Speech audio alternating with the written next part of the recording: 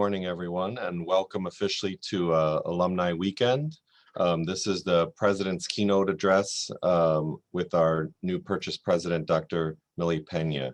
A couple of housekeeping items. I should first introduce myself. My name is Dr. Jeffrey Putman. I'm the President Emeritus of the Purchase College Alumni Association. Some housekeeping items. Participants can be free to place questions at any time in the Q&A feature of Zoom that's located at the bottom of your screen. And Dr. Peña will answer those questions at the end of her remarks. And if you would like to view closed captions, please click the live transcript button on your Zoom toolbar, which is at the bottom of your screen, and select Show Subtitles. To view a full transcript during the event, you can also click on Live Transcript and select Show Full Transcript. So I'd like to introduce our featured speaker today. On May 29th, 2020, Dr. Milagros Peña was appointed the 6th president of Purchase College, State University of New York. Dr. Peña, who prefers to go by Millie, and she'll tell you that, is a first-generation native New Yorker, the daughter of Dominican parents and a graduate of the New York City public education system. She's a champion of liberal arts education, especially for the underserved, and is the perfect fit for this institution at this time. Before arriving at Purchase, Dr. Peña served for 5 years as Dean of the College of Humanities, Arts, and Social Sciences and Professor of Sociology and Ethnic Studies at the University of California, Riverside. Before joining UC Riverside, she spent 16 years at the University of Florida, where she served as faculty, director of the Center for Women's Studies and Gender Research, and ultimately as the Associate Dean of the College of Liberal Arts and Sciences. Millie is an interdisciplinary scholar by training. Her academic work bridges sociology, anthropology, race and ethnic studies, and gender and women's studies, among other disciplines. She received her BA from Iona College, her master's and doctorate degrees in sociology from SUNY Stony Brook, and a master's of divinity degree from Union Theological Seminary in New York. It is now my great pleasure to introduce you to Dr. Millie Peña. Thank you so much, Jeffrey, for that introduction. I'm so excited to be at Purchase College for all the things that you said. I'm a native New Yorker.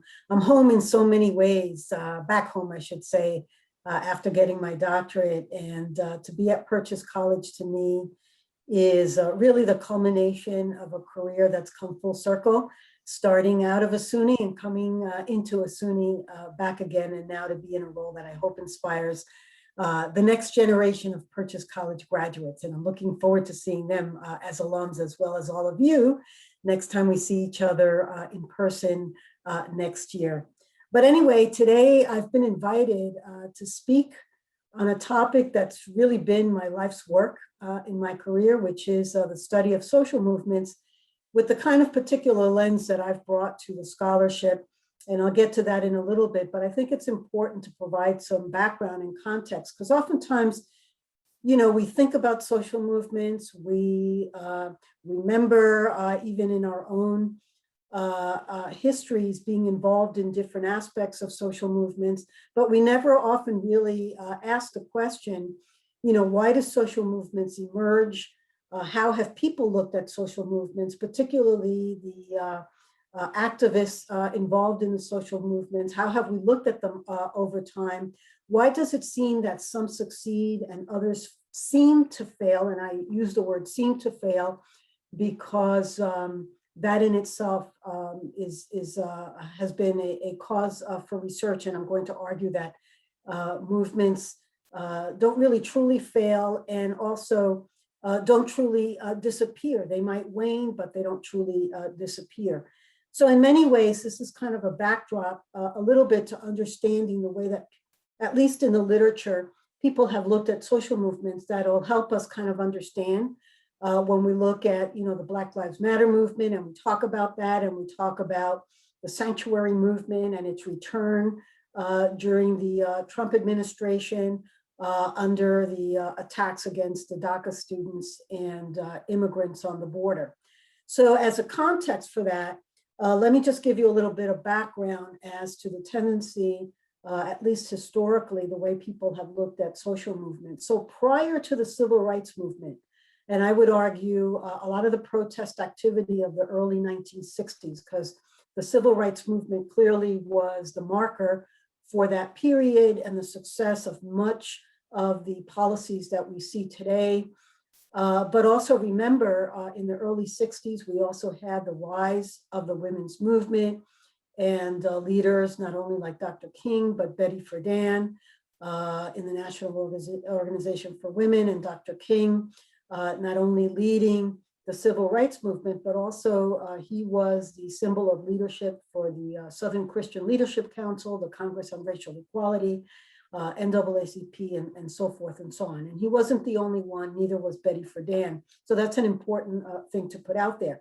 But prior to the early 60s, when you think back to the 40s and 50s, the way our society thought about people who were activists in social movement, the tendency in the literature was to see people as dysfunctional, people who were not connected to society, people who had to be studied from a social psychology position. So therefore, people tended to look at organizing from a lens of looking at riots, looking at crazes, looking at people who were considered to be basically a dysfunction for society, because the lens at the time was that a society that was strong basically had institutions that people basically adhered to. It was kind of a functional analysis, sort of appealing to the model that Emil Durkheim put out there in the early sort of classical theories. These people who studied social movements kind of adopted versions of that. And one of them was Robert Merton. You might know that name, but he developed something called deprivation theory. So he would argue that some social movements are born when certain people or certain groups of people in society feel that they're deprived of a special good, service, or resource. So think about what that does when you think about individuals who organize, and you've got society thinking about individuals in those terms. They don't see the legitimacy of the way that the reason why there's protest movement, or the protest itself, or the social issue that's being brought to the fore as a challenge to what people consider norms in society. So they consider these individuals to be bringing forth grievances that are not normative. And so therefore people get labeled the way that you saw probably some of you as graduates as undergraduates during that time. I was a very young person in the early 60s. My family lived in one of the Dominican neighborhoods. They used to live in Washington Heights, but they moved to another Dominican enclave, which was in the area between 100th Street and 110th Street and Manhattan Avenue. So that was another Dominican enclave. And I remember at that time as a young person hearing the sirens in the background in New York City.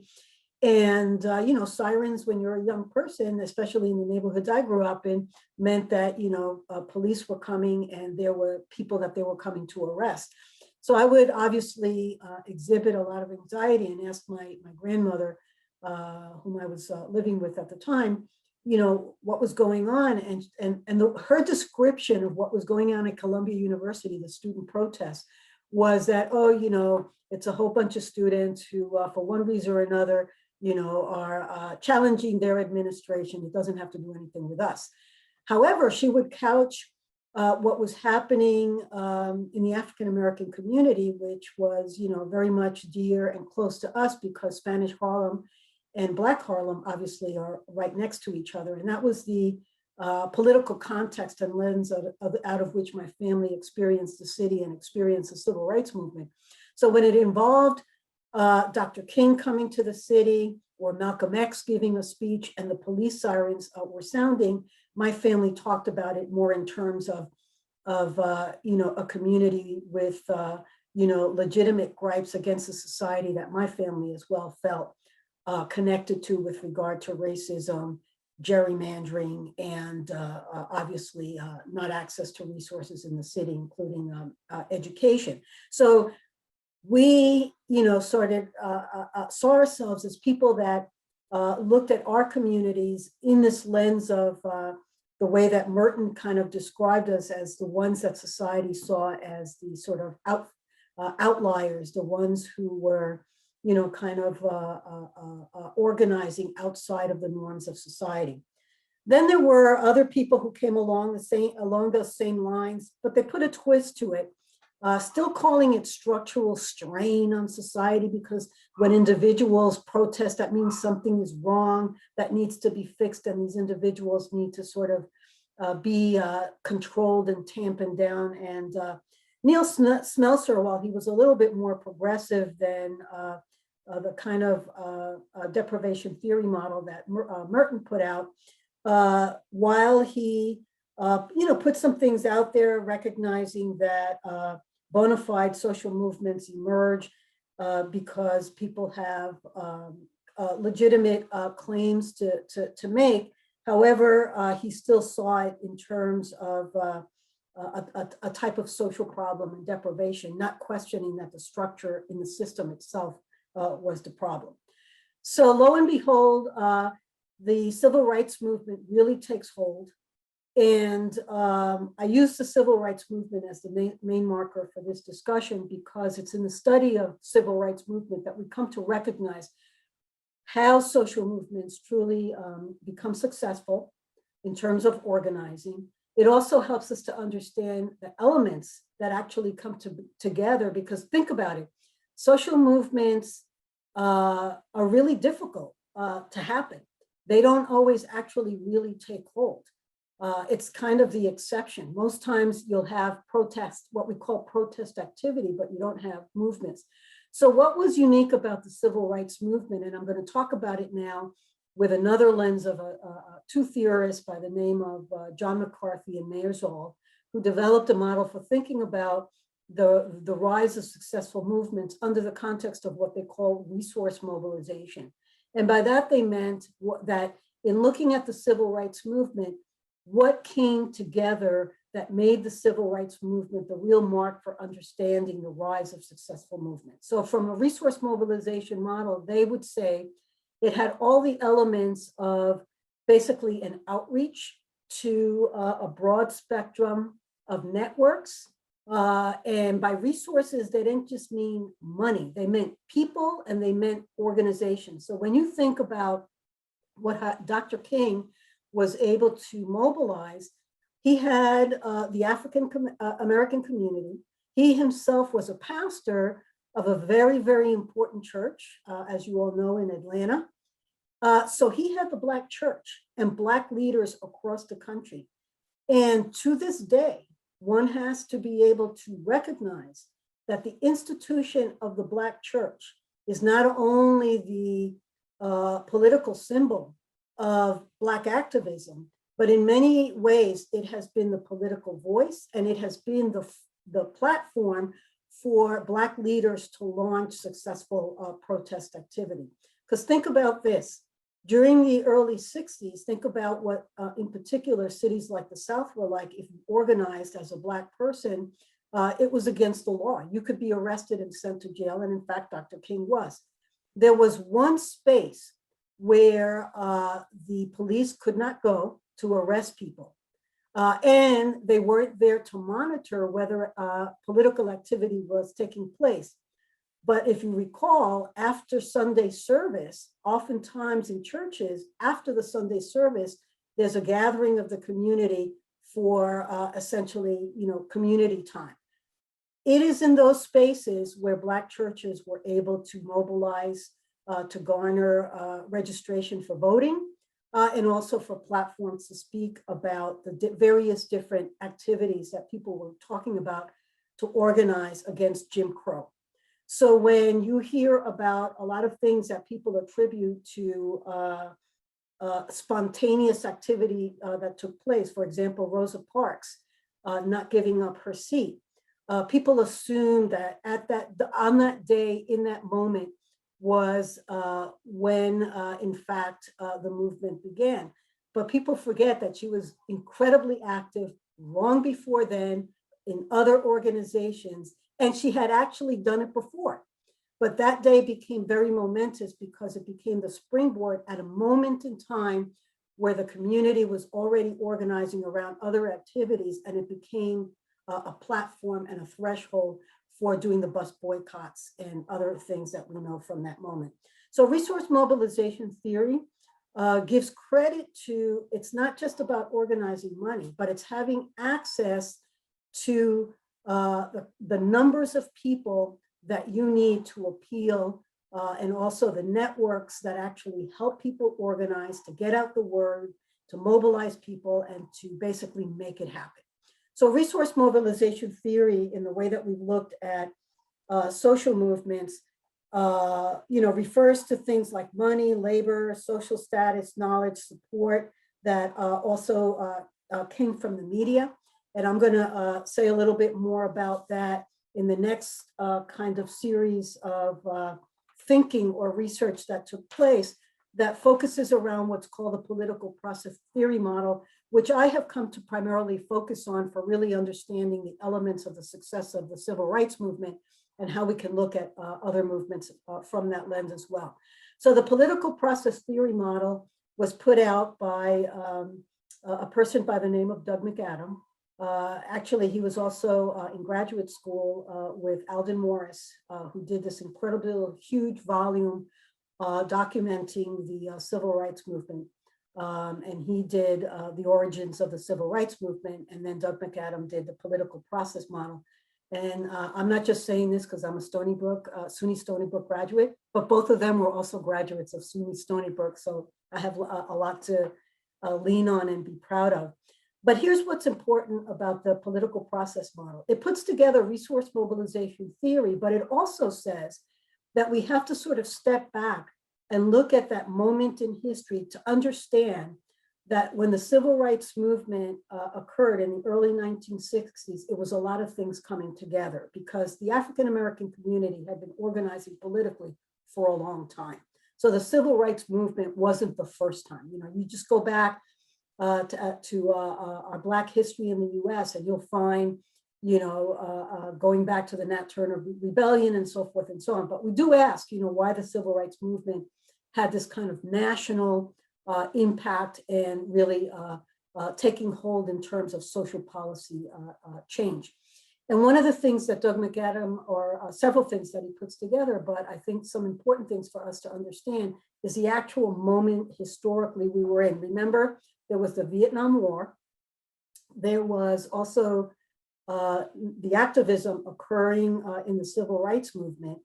And there was the women's movement also taking place at the same time. But Doug McAdam also gives credit to technological change. So you might ask, well, what does that mean? This is a time in US history where access to having televisions in the home became quite common.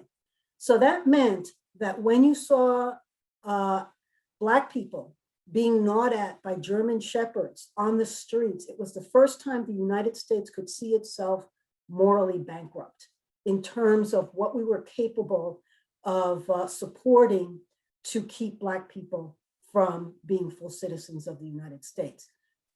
Television also brought back images of young people coming back in body bags from Vietnam. And people also saw the organizing of the women's movement.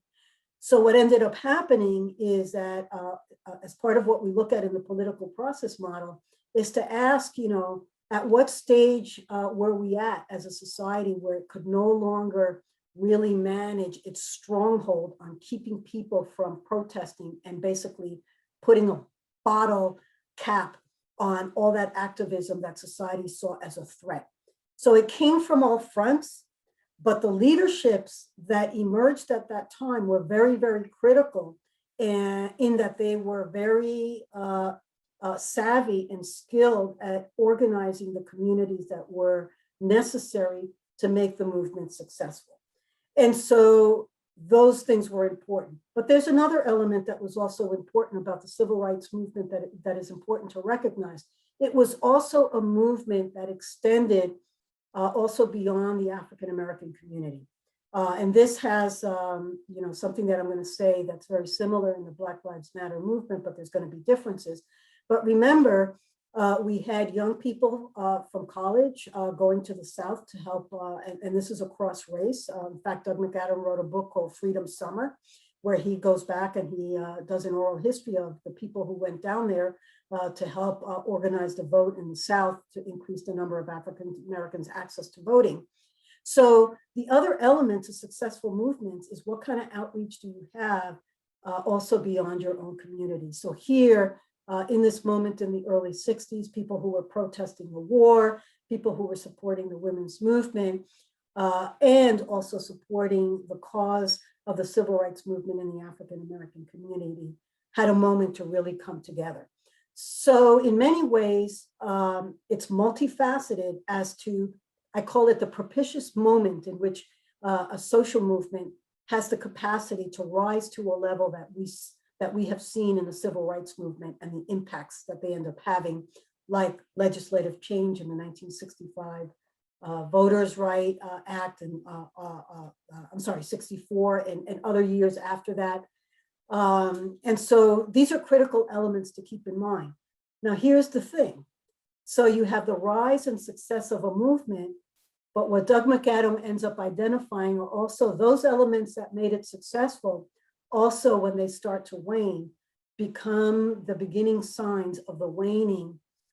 Some people try to call it the failure of the social movement, but I call it the waning, because in a little bit, I'm going to talk about the work of someone by the name of Berta Taylor and a colleague of hers, Nancy Whittier, who wrote an article that was titled Social Movements in Abeyance.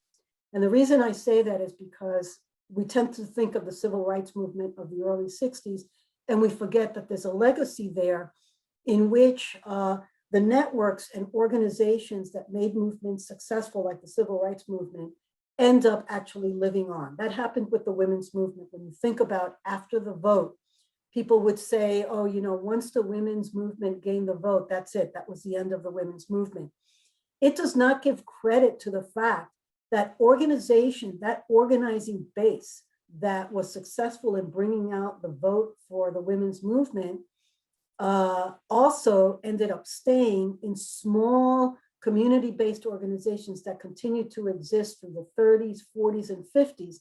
And I say this because you have to get credit to those organizations in that when the women's movement began to take the form that it did in the early 60s around equal rights and equal access beyond the vote, those organizations were there and important, so that, you know, when you had the leadership that became the face of the women's movement in the early 60s, they were benefiting from networks that existed, access to people that were going to be important to the cause that they were going to put out in front to make their movement and their cause take hold.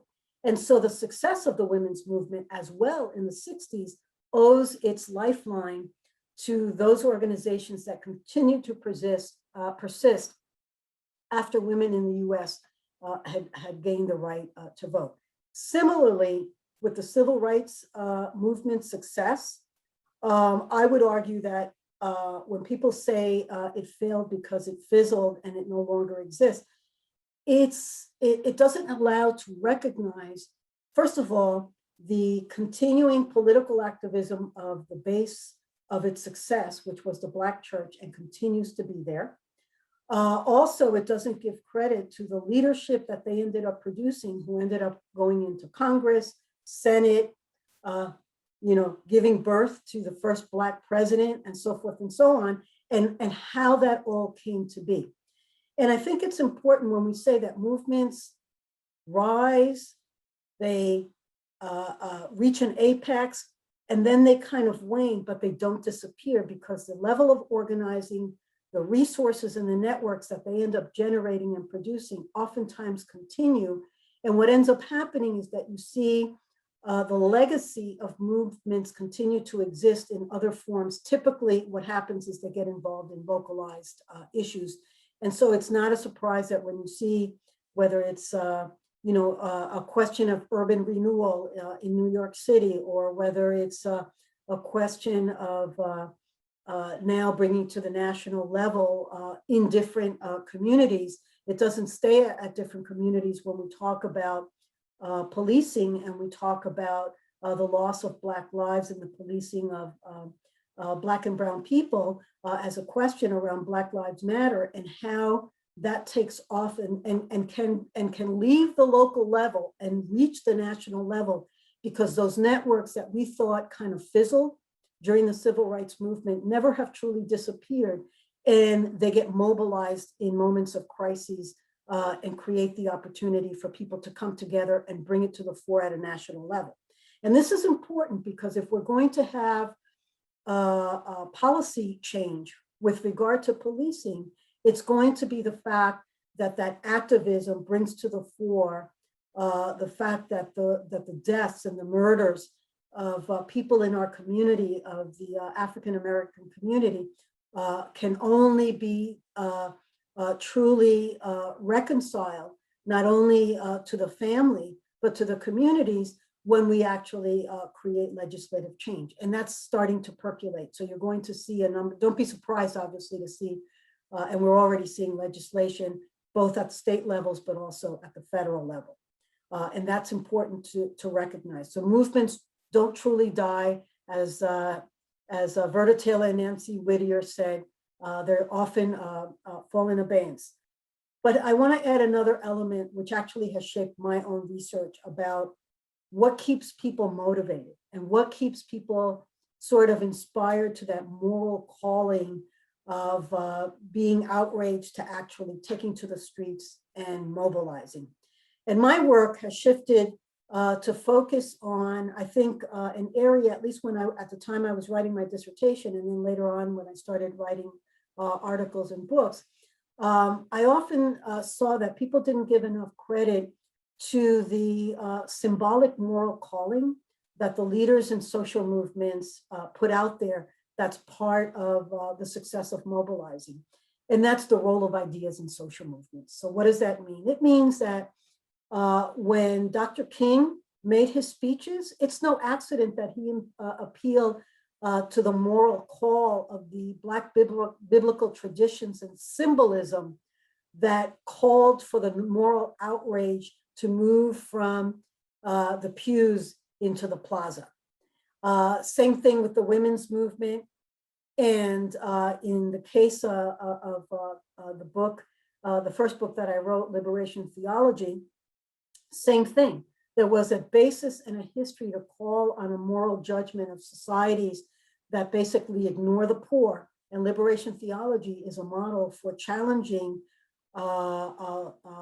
inequities with regard to labor and also the disparity between the rich and the poor. So in liberation theology, the image that's often appealed to is actually the biblical story of the rich man and the poor man, which is that the judgment of the rich man was not because he was rich, was because that he had resources, and he allowed a poor man who came to his door to just die because he refused to share his resources with him. So it's a moral judgment and a call to mobilize around liberation themes and issues. So my work mostly took place in Latin America. Specifically, the case study I looked at was Peru. And one of the things that was important there, going back to what I started out saying, that no movements start from scratch, that they usually build on a foundation out of which they grow. And that's true of the Latin American liberation theology movement. It grew out of labor struggles, labor movements, but it also grew out of the Catholic Action Movement, which had been in existence from the 20s, 30s, and 40s. And in fact, a lot of the leaders in Catholic Action, when the liberation theology discourse, theological perspective and articulation of mobilization took hold, they shifted from a Catholic Action perspective to a liberation theology one, which a lot of people have accused to be founded by Marxist theory. If I had the pleasure of interviewing Gustavo Gutierrez for my book, and he would say that people like to attribute everything that's socialism with a small s to Karl Marx. But in his mind, he always said he attributes it to the moral calling, of not only the Christian tradition, but you'll find very similar themes in Judaism, and you'll find it in Islam, and you'll find it in a lot of Asian religions. One of them is the concept of ahimsa, which is promulgated by Jainism in India. And I say this because Dr. King actually was an advocate of ahimsa. People say, oh, he was influenced by Mahatma Gandhi, but what people forget is that Mahatma Gandhi was a practitioner of ahimsa. So it always comes full circle. And these powerful, symbolic, ideological appeals that's part of the role of ideas also become the basis under which movement leaders create a platform and a voice to call a people to action from the pew to the plaza. And so that's important also, I think, to keep in mind. And I also want to start bringing it a little bit to the present, just to reinforce my point about the strength of the role of ideas in social movements. I wrote a book called Latina Activists Across Borders. And that was also to give not only a sense of the importance of the resource mobilization necessary for success around women's networks and how they exist and where they come from. So on the US-Mexico border, clearly the Chicano movement had an impact in El Paso, in Juarez, in terms of the general region, not so much, but their appeal came out of a lot of what occurred in Mexico among the women's non-government organizations, focused on what the 1995 Fourth World Conference on Women in Beijing took place, which was a call to focus on the status of women in the world. So a lot of that symbolism and that language became part of the organizing of the women's movement in that region, but I would say the rest of Latin America. And going back to liberation theology, you should also be aware that the US also had its basis or foundation in liberation theology, very much informed by the Black Power movement. I had him as a professor. His name, he's passed away, but his name was James Cone. He wrote a book called Black Theology and Black Power, and he wrote another book called A Black Theology of Liberation. And a lot of it, again, appealed to, again, the ideas, the moral call to action of the Black Power movement, the moral call of, in his mind, the interpretation of a biblical call to action, if I could sort of put it that way.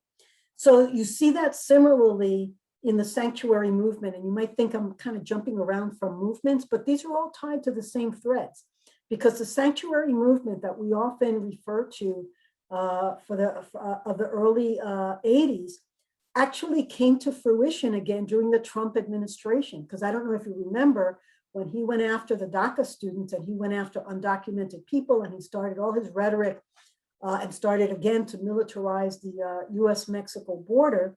One of the things that started to happen was that people started to appeal to what they remembered in terms of success in the sanctuary movement of the 60s, where the churches, or I should say places of or communities of faith that allowed undocumented people to seek sanctuary in their walls, and legally ICE and other federal or government agencies, because of separation of state and church, could not go in. The different strategy that people used during the Trump administration is they went beyond that, because they saw successes and strategies in these other movements we've been talking about ways that they could translate that symbolism of their faith communities as sanctuary walls. People started to create sanctuary spaces. So I don't know if you recall seeing on the news a gentleman where ICE had surrounded his van, and they wanted to arrest him because they had they believed he was undocumented, and they were going to, the plan was to arrest him and send him back to his homeland. And the community basically surrounded the van, locked arms, and they declared themselves to be a sanctuary circle or space. And that actually ended up succeeding. And oftentimes they were successful in being able to retrieve individuals from the dangerous spaces they were in to sanctuary spaces because of those types of strategies. So when we look at the Black Lives Matter movement recently, in thinking about all these things I'm describing, we're essentially looking again a symbol of the ongoing civil rights struggle in the US at every level, across any number of communities, because remember, the Black Lives Matter movement, also, if you look at the faces of the people in the crowd, was also widespread. And these were also people who were involved in other types of activist work. The Trump administration or the right tried to label everything Antifa, but they were trying to sort of associate even sort of the misrepresentation of what the anti-fascist position was. But in any case, you could tell from the way they were being portrayed in terms of who was showing up, and you saw in the various different cities, young people, elderly people, people across racial, ethnic spectrum. And in many ways, what we need to look at there as well is basically the legacy that the civil rights movement has left for us, in that while we don't have a national movement like the civil rights movement, the way that it's visible and takes hold, the strategies and the legacy for what we can do as people who are involved in justice movements can do so many things at the local level, and the strategies that we learn that work, that we continue to appeal to, are rooted in a history of activism that goes back many, many decades, of which the civil rights movement was part of, including the Chicano movement and as well the American Indian movement. So in many ways, I want to leave you, an opportunity to engage in questions that you might have. But I do want to leave you with a sense that we continue to be a society that obviously, even with social movements, has much to still accomplish, even though the movements and their legacy have led to social policy change. But in terms of practice, and in terms of actually delivering, even when you create policy change, we have a long way to go. And we continue, obviously. I was starting to read a book that a friend shared with me recently, where the imagery in the book starts out with, that we put dirt on top of toxic land, thinking that we can protect ourselves from the toxins if we just put, dirt on top of it, not realizing that eventually the dirt erodes or can, have elements expose it, and the toxicity emerges. That's kind of the same imagery. We've never gotten rid of racism. A lot of the things that are the roots of sexism, like patriarchy and so forth and so on. So it's important for us to recognize that we have before us tools that are both the normative ones, which is we vote, or we do outreach in terms of trying to do social change through legislation. But when none of that works, we still have the legacy that we appeal to, which is that we take to the streets. And this is part of our history. It's part of our legacy. And I would say it's an important part of recognizing the way that we as a community still can be a force for change, appealing to a history and a legacy that we've been given by generations of activists whose sense of moral authority and moral right call us to move from inaction to action. So let me stop there, and I know that Jeffrey is going to help me find some questions that you may have, and I'm more than happy to answer them.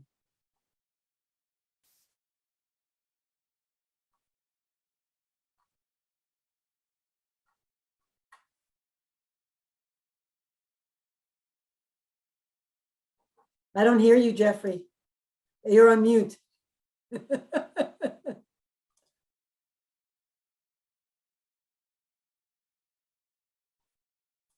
Let me see if I can look at some of these. Oh, it says, can we get a transcript of President Peña's address to the reunion today? I think I'll answer that for Nadej, which is that I can see that this is being recorded, right, Nadej? Yes, this is being recorded. So I'm sorry about the muting. I couldn't unmute myself. Okay. Yes, it is being recorded and will be put on the website. There is also a transcript. If you click on live transcript, you can see the live transcript now. And I'm sure we can get some of that to be put in a format that people can download. Although, of course, the live transcription isn't perfect. In translating the words, it's a computer that's doing it. But yes, the first question that's come up, individual wants to thank you for a fascinating presentation. In the 80s, there was a conservative backlash to the reforms and upheavals of the 60s and early 70s, which resulted in some aspects, the Reagan Revolution, the dismantling of many of the social welfare programs and other social advances that had been established. One could argue that that trend has continued up to the present day.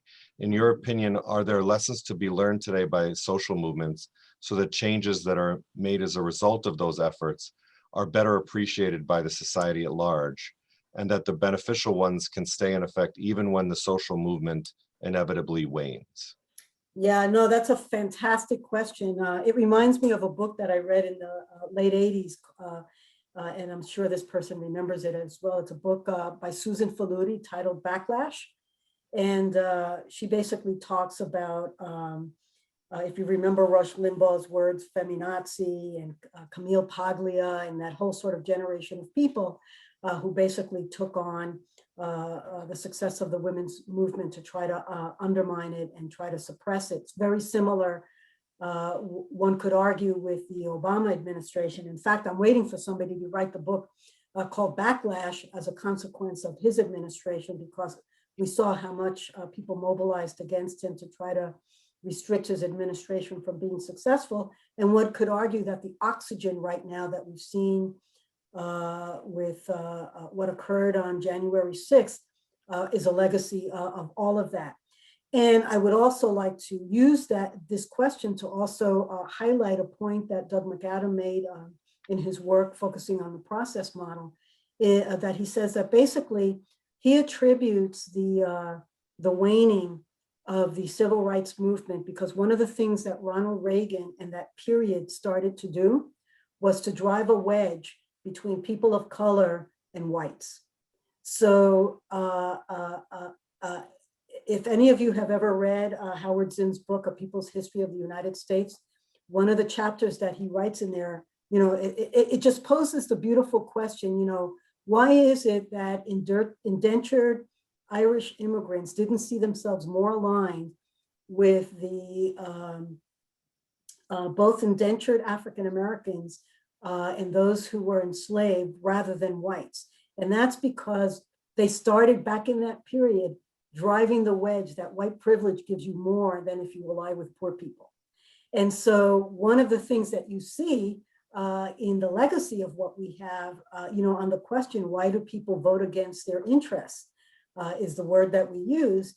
And it's because of the way in which politicians can use the trope of race to be able to basically cloud over what are technically the interests of people who are actually more alike than disalike in terms of their status in society. And so the challenge of the 80s for the movements that were successful in the 60s and 70s was that, you know, the right learned in particular, you know, what did they need to do? They needed to basically have a community feel that they lost and are aggrieved because of the success of the civil rights movement. So they went after affirmative action. They went after equal rights amendment. They went after women's rights to control their bodies. And so all of those became tropes against the successes of the movements, and they work. So they work in the sense that we find ourselves, again, almost feeling like we're back at square one, but we're not. We can't, what's the word? We can't disempower ourselves by thinking that, you know, it seems hopeless that we're always fighting over the same things. I would encourage all of us to focus on the successes of the legacy of these movements, because we're not where we were in the 40s and 50s and 60s. We're further along. We're nowhere near where we need to be. But those movements and the sacrifice of our colleagues as activists at that time did leave us not only the footprint, but the results of some successes, but they also left us a roadmap to continue the struggle. And I would say that yes, Reagan and those who appealed to what he had to say continue to be out there. Their names are different, but now they're followers of Donald Trump. They haven't gone anywhere, and if anything, they've been given oxygen around that sense of grievance that poor whites have nothing to gain from brown people having equal rights. So you talked about, and this is related to what you just said, that movements don't truly fail, and they also don't truly disappear. This sounds like it can be a cyclical type phenomenon where you have a movement that's successful, you have something that pushes back, which may or may not be of movement, it might be a trope. How does a movement resuscitate itself from that? How does it regain followers it might have lost and show that people have a genuine interest together in that movement? Yeah, I actually see it happening now, or I would say what I would call the elements. I wouldn't call it that we've mobilized ourselves around it yet. I saw a little bit of the light peeking through during the Black Lives Matter movement, but again, people started to label it a certain way, and obviously labeling anything violent and anti-democratic and anti-this or whatever loses the appeal of people who have positions of privilege, who if they were to join and be part of it. I noticed somebody put in the chat false consciousness, absolutely. But I also think that when you've got individuals like Bernie Sanders, reaching across the aisle to an AOC and they get trashed or whatever, we do have those remnants of individuals who are trying to get people focused on the fact that, we have to come together around class, around race, around gender, and bring our focus of the assault on our communities around how we can create alliances, become allies, and not lose sight of that. And it's there. It's just that it seems overwhelming, particularly, I would say, those of us who feel like we're still recovering from January 6th of what we saw, because I think for most of us, we lost, my heart skipped because, what if they had succeeded? In overturning the election? What was going to be our appeal? I had no idea. Could the Supreme Court have stepped in? Well, the last time the Supreme Court stepped in, they gave it to the other guy in terms of the presidency. So for a moment, my family fled a dictatorship to seek freedom in a different society. And they didn't realize at the time it was again, a false consciousness of what was truly available here until later in life. But at least it wasn't like the Trujillo regime where, people were being picked off the streets. But one could argue that that's actually what occurs here currently when you look at the way in some communities policing occurs. I would argue that, we just have to look for the leadership that is there already. We have to support them. And we also need to self-reflect on those things that we find sometimes in our minds difficult to join, and all the reasons why, because we can't be complacent. I keep saying from the pew to the plaza, that's actually the subtitle of an article of mine. But we have to be prepared that a lot of what we need to accomplish to sustain change and to bring about more change requires that we not be complacent and that we actually move to action. So there's one more question in the chat, but I have one follow-up to that. How, in our society today, in the modern technological 24-hour news cycle world, how do you distinguish a movement from moments? Because what the news media tends to follow are moments, right? Particular moments in time. The George Floyd death being a perfect example, right? They follow that as a moment and not necessarily the movement that has surrounded what occurred after it. How do you get people then to focus on a movement when the media that they're consuming seems to focus on moments? Yeah, I mean, if I were to sort of, think about it in terms of the literature that I've been involved in, to have a sense of a social movement that we can actually, I guess, see the actual landscape of it, right? It really takes the visibility of a leadership that makes it obvious that that's there. And so that's what Dr. King, represented. He was not just a leader, but he was a symbol of something that was alive and existed at that moment. And he had all kinds of organizations behind him. And we could see it not only in the particular things that occurred, whether it was in Atlanta or Selma or, wherever they were, because you could argue that those were independent things, but people put them together, right? They put the piece of the puzzle together. And what allowed it to do that? The fact that we had a national representation of all of that in a person who we saw articulating that larger vision, that larger goal, and that continuing larger call. And, I think, people call it conspiracy theory, but, to be honest, I think they're right. Once it reached that level, the idea that there was a conspiracy behind his murder, including that of Malcolm X, was because people have argued that they had reached a moment where they were starting to collaborate together.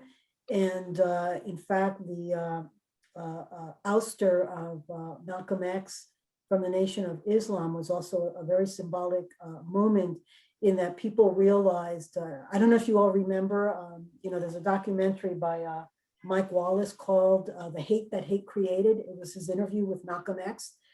The moments beyond that interview was actually shifting to another dynamic. And Dr. King, if you remember, started talking about the Vietnam War. So he was connecting a lot bigger dots, and he was becoming, his message and his symbolism and his presence in terms of what he could have been able to do across movements was much too dangerous. So people talk about his assassination as part of basically an assassination that was, political, not just, this rogue person who killed him. Take another excellent question from the chat. How do we build social movements that allow intersectionality to empower movements to create change, for communities that may have been at odds with one another previously?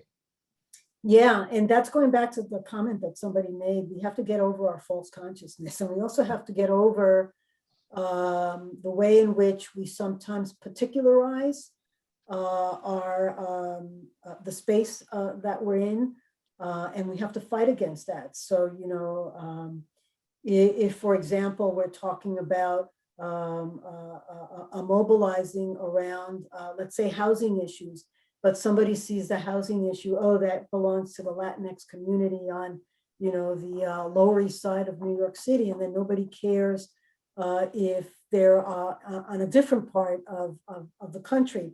These are all connected, and we've got to get beyond this sense that this is them, not me, because you're absolutely right. The word intersection actually has us focus on the roots of those things that create the isms, right? We call it patriarchy. We call it racism. We call it, sexism. But all of them are rooted in a view of an other to a level of violence that they all share. And unless people can actually see the connections and that they all exist and feed off of each other, and that the division is actually what allows elites and the status quo to thrive, then we're not going to get anywhere. And that's what I've found very powerful about reading Howard Zinn, because he takes it out, to the beginning of the establishment of this thing called the borders of the United States at the cost of indigenous people. So we only have about 2 minutes left, so I'm going to ask one final question, and then allow you some time to give any closing remarks that you might want to make. As media straightened the civil rights movement when America saw the dogs attacking demonstrators, can the coverage of Biden's support bills give life to an acceptance and support for government taking grand efforts to raise up working class and poor people, to bring the masses to express their support for that movement? Is there a way for the media to do that? Yeah, the problem is, as you well know, if you watch the news like many of us do, they're really to find independent news that actually delivers news. They chase so many things, and they gave so much argument and platform and oxygen to the false information that they now decry. When you treat somebody as a false equivalent, as an interviewer, because you feel like you have to give equal time to somebody, it's like, no, this person's wrong. You don't have to give them time. Mm-hmm. So we've moved away from having those independent voices. And, this is why I actually support print media, even though I get it digitally, because they need to thrive. If we don't have print media or independent outlets, a lot of those stories that make it into the national news wouldn't even make it there if it wasn't for those people that are still left out there, because unfortunately our media sources are not an outlet that we can depend on. So things that you see, coming out of the Biden administration, most people, for a lot of people, that isn't as, unless he can do it, but I don't see his personality being able to do it, making it real and making it raw for people, because what, the dogs gnawing at demonstrators did is it made it raw for people that if you are not against that, what does it say about you? And what does it say about your country? I don't see Biden having something that does that. And actually, I'm going to depress us a little bit, but then I'm going to leave us with hope in terms of my closing remarks. So the depressing part of it is the lack of unified outrage over what we saw on January 6th. You didn't even need a reporter. All you saw was just mobs of people, going to, in their minds, even kill people, because that was their agenda. And the lack of the sense of outrage across the board tells you a lot about where we're at. Now, for my closing remarks on being more hopeful. One of the things that really, really helps me in terms of those days where I do feel not hopeful, that I have to remember is I really go back to thinking about not only in my family, but obviously I think about the history of people who have given us reason to hope, in the sense that they moved to action and they created opportunities for us, and that I have the capacity to do that, and that all of you have the capacity to do that, and that we often do. That in many ways we've come out of the other side of probably one of the worst moments many of us can ever remember, but now we're asking the question, what's next? And for me, what's next depends on us, not on anybody else. And so if I can't come together with the allies and the spaces that I have, the opportunity to be part of, then it's on me, not on criticizing the rest of society if I'm not part of, it sounds cliche, but if you don't see yourself as part of the solution by being engaged, then the saying goes, then you're part of the problem. So I wanted to, on behalf of all of our alumni, thank you, Millie, for this great talk. And I look forward to more of them in the future. I also wanted to make sure I invited all of our alumni to our all alumni picnic, which is going to start our pre-show entertainment at 12:30 p.m. You should have received the link through Zoom, and it's also located on the website if you still need to register for it. It's not too late. So I hope you will join us for that starting at 12:30. Thank you again for joining us, and have a great rest of the alumni weekend. And thank you all for coming, and thank you, Jeff, for joining me, and Nadej for organizing this. Thank you. I'll see you all later. Bye-bye.